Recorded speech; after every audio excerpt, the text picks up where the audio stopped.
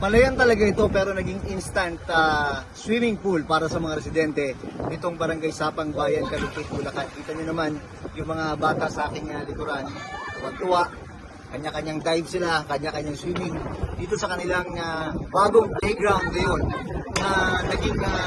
resulta nung matinding mga pag-ulan ng nakaraang araw, July 24 pa, nagsimula ang pagbaha dito sa bayan ng Kalupit dahil yan sa malakas na ulan, high tide, at pagpapakawala ng tubig ng 200,000 tipo at saka yung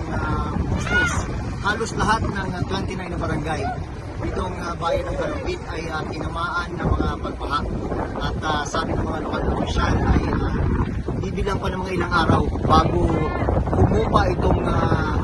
tubig baha dahil itong Kalupit ay ito talaga yung catch basin ng mga